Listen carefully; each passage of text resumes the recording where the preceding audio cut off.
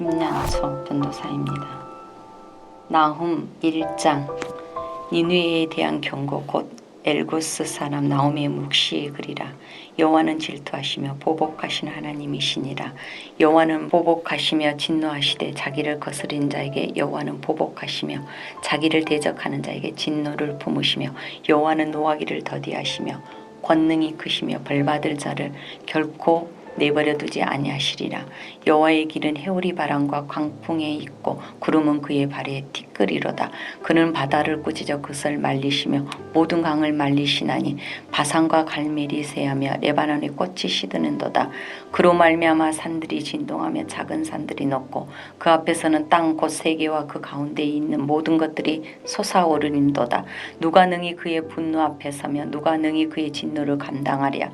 그의 진노를 불처럼 쏟아지니 그로 말미암아 바위들이 깨지는도다. 여호와는 선하시며 환난 날에 산성이시라. 그는 자기에게 피하는 자들을 아시느니라. 그가 범람하는 물로 그곳에 진멸하시고 자기 대적들을 흑암으로 쫓아내시리라. 너희는 여호와께 대하여 무엇을 꾀하느냐. 그가 온전히 멸하시리니 재난이 다시 일어나지 아니하리라.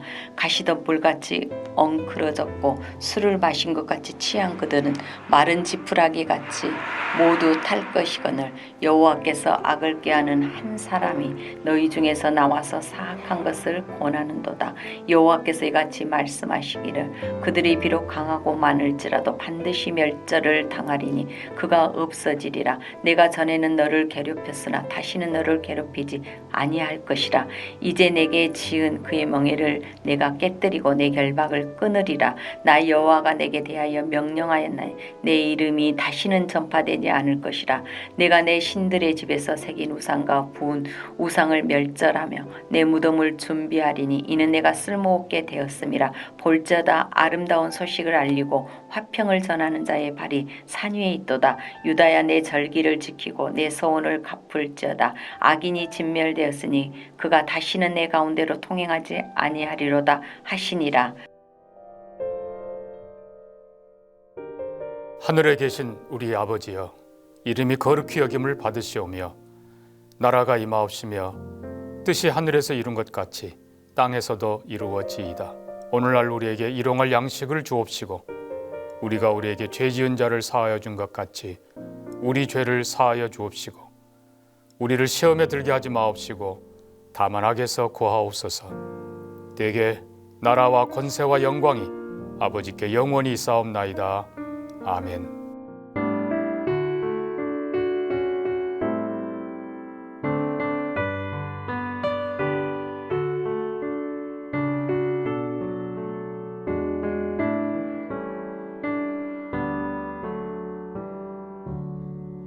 주 예수보다 더 귀한 것은 없네.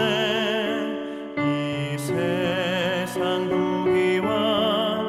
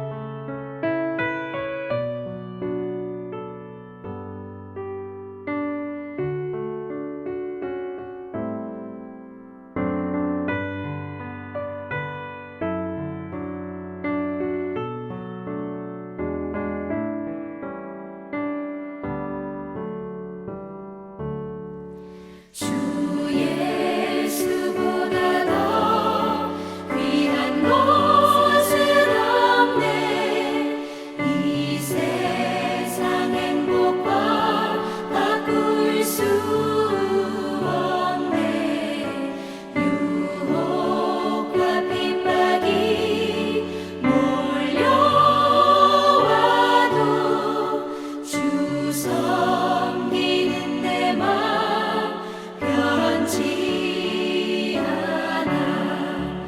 세상 즐거움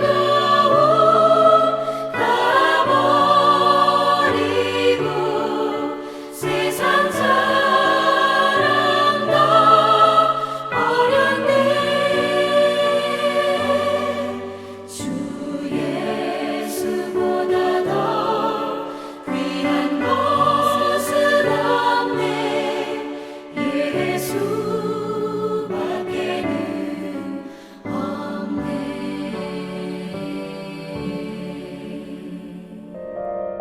오늘 함께 나눌 하나님의 말씀은 마가복음 13장 1절에서 13절 말씀 가운데 1절에서 8절 말씀을 함께 보겠습니다. 예수께서 성전에서 나가실 때 제자 중 하나가 이르되 선생님이여 보소서 이 돌들이 어떠하며 이 건물들이 어떠하니이까. 예수께서 이르시되 내가 이 큰 건물들을 보느냐. 돌 하나도 돌 위에 남지 않고 다 무너뜨려지리라 하시니라.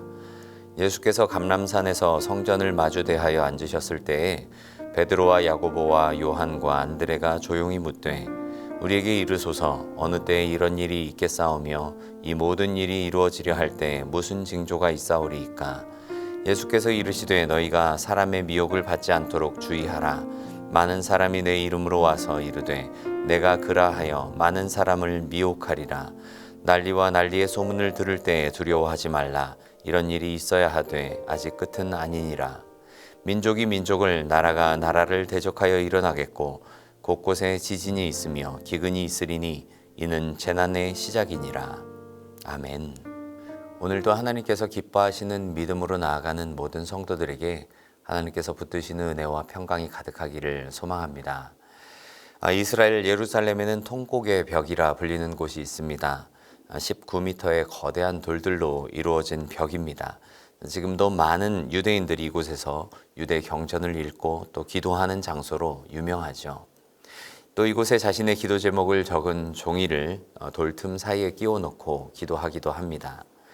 잘 아시는 것처럼 이 통곡의 벽은 예수님 시대에 헤롯이 지은 예루살렘 성전의 서쪽 옹벽입니다. 이처럼 서쪽의 옹벽만 남아있는 이유는 로마가 유대인들의 독립운동을 진압하면서 성전까지도 장악하게 되는데 로마 군대의 무서운 힘을 후대에 과시하기 위해서 이렇게 서쪽 옹벽만 남겨두고 나머지 부분들은 모두 파괴해 버렸기 때문입니다. 역사 기록에 따르면 주후 70년 로마의 티투스 장군이 유대인들의 독립투쟁을 진압하는 과정 가운데 성전이 화재로 불타게 되는데요.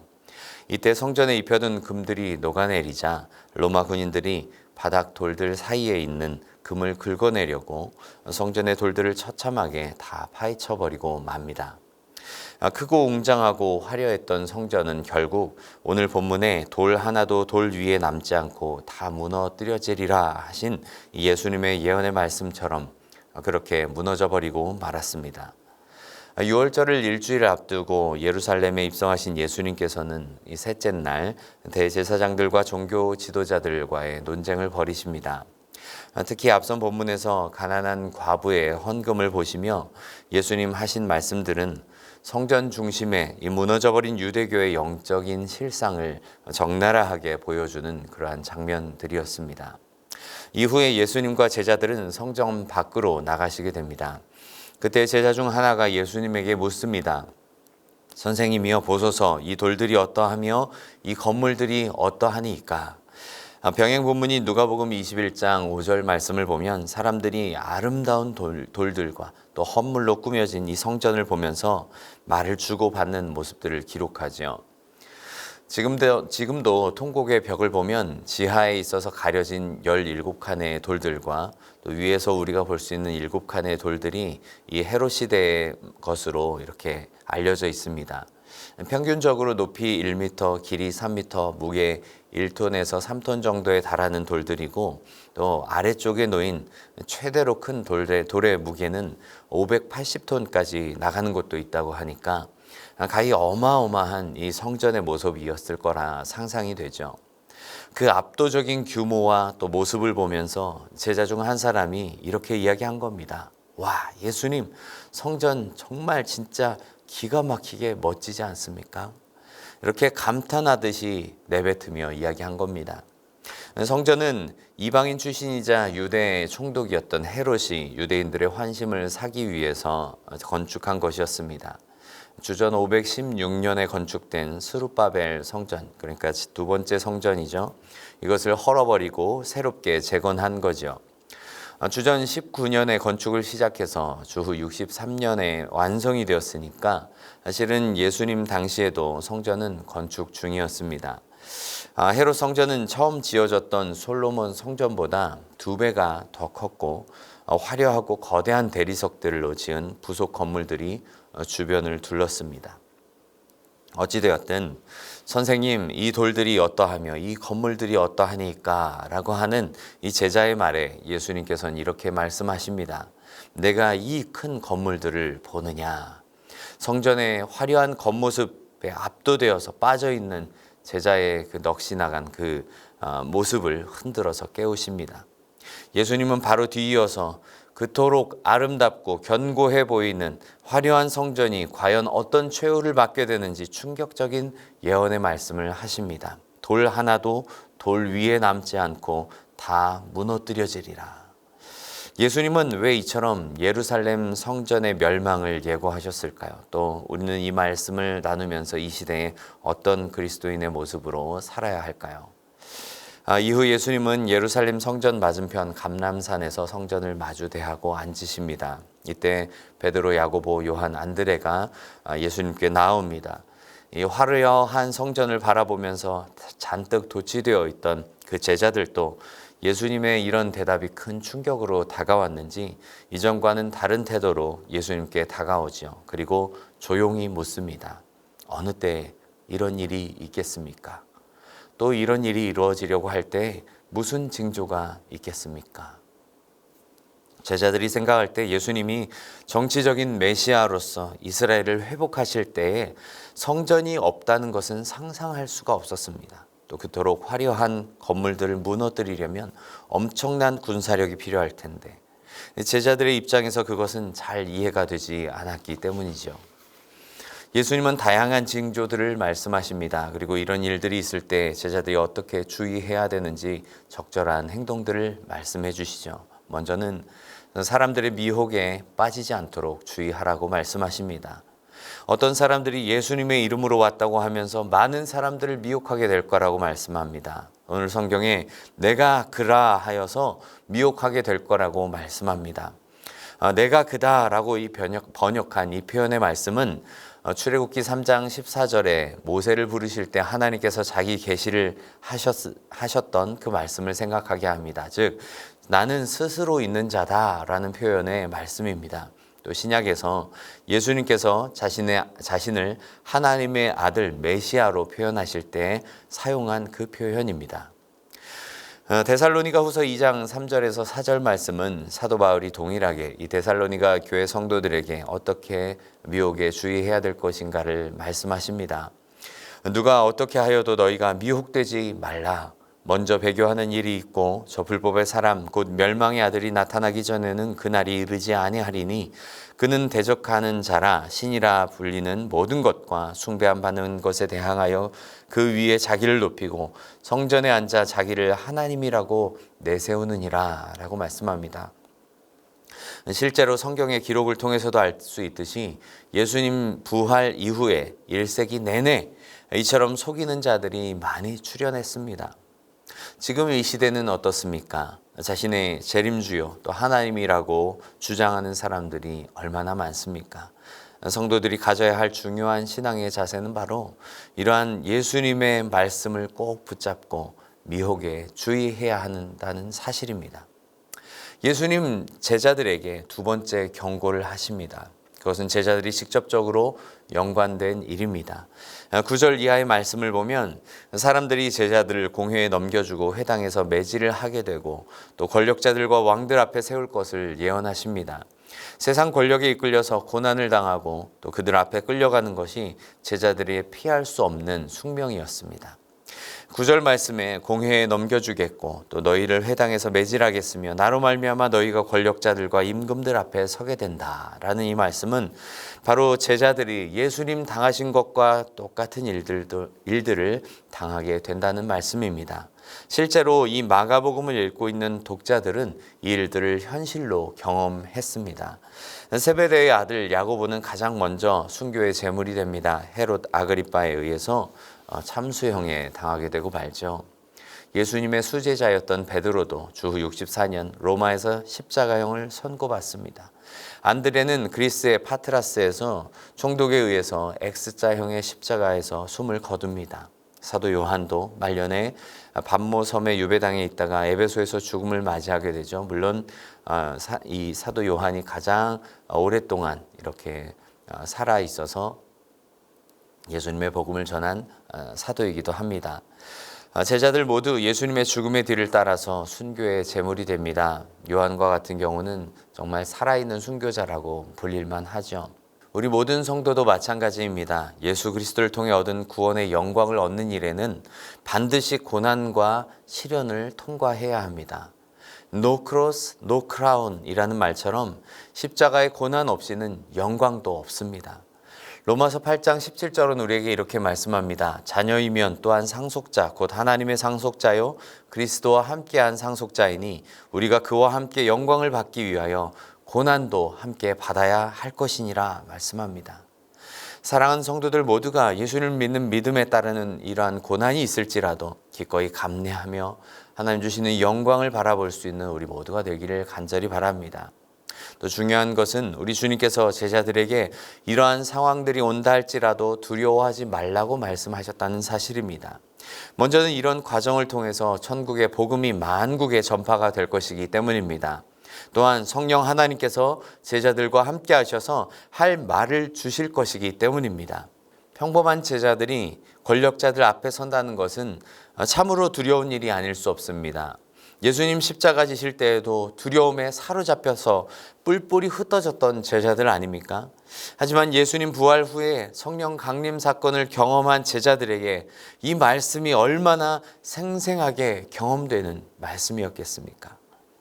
공개적인 핍박과 또 두려운 상황 속에서도 그들은 당돌하게 예수 그리스도의 복음을 전합니다. 우리 주님은 어떤 고난과 핍박 속에서도 도우시는 성령 하나님을 의지하면서 끝까지 견디는 자에게 구원 주시는 주님임을 말씀하고 계십니다. 성전의 화려함에 이끌려서 겉모습과 외형을 바라보다가 예수님 가르침을 놓치고 마는 일은 이 기독교 역사에서 계속해서 진행된 일이었습니다. 마치 바벨탑을 쌓는 것처럼 경쟁적으로 더 크고 더 웅장한 종교시설을 만들려고 하지만 더 정작 중요한 것은 이러한 종교적 외형은 영원하지 않다는 사실입니다. 성전이 무너질 것이라는 이 예언, 우리 성도들이 어디에 교회를 향한 열심을 두고 살아야 하는가를 잘 보여줍니다. 어지럽고 혼란한 시기에도 흔들림 없는 믿음의 자세를 견지하면서 또 미혹에 넘어가지 않고 어떤 고난 속에서도 우리 주님 약속을 붙잡으면서 도우시는 성령 하나님과 동행하는 성도의 삶이 되기를 간절히 바랍니다. 함께 기도하겠습니다. 복되신 하나님 아버지, 은혜를 감사합니다. 첫 시간을 주님 앞에 내어드리며 또 기도의 자리로 나와 또 하나님의 말씀을 붙들며 또 오늘 하루의 삶을 시작할 수 있도록 인도해 주심을 감사합니다. 하나님 아버지, 우리의 열심이 화려한 성전 외형보다 하나님께서 마음 두시는 그 진정한 신앙의 모습 속에 있기를 간절히 원합니다. 세상이 흉흉해지고 또 미혹이 많을 때 우리가 넘어지지 않게 하여 주시고 온갖 미혹과 악한 상황들 속에서 또 핍박과 고난의 상황 속에서 주님 약속하신 말씀을 굳게 붙잡으며 믿음 안에 승리하며 살아갈 수 있도록 도와주시옵소서. 우리 주님 성령께서 늘 함께하여 주시고 여러 가지 두렵고 어려운 상황 속에서도 믿음 잃지 않도록 늘 붙잡아 주시며 한결같은 믿음의 모습 가지고 승리하며 살아가게 하여 주시옵소서. 화려한 성전의 외형보다 또 우리가 지켜야 할 신앙의 경건한 모습과 또 믿음을 견지하게 하여 주시고 예수 그리스도만을 바라보는 우리 모두 되도록 인도하여 주시옵소서. 오늘 하루의 삶도 주님께서 붙들어 주실 것 믿사오며 예수 그리스도의 이름으로 기도드리옵나이다. 아멘.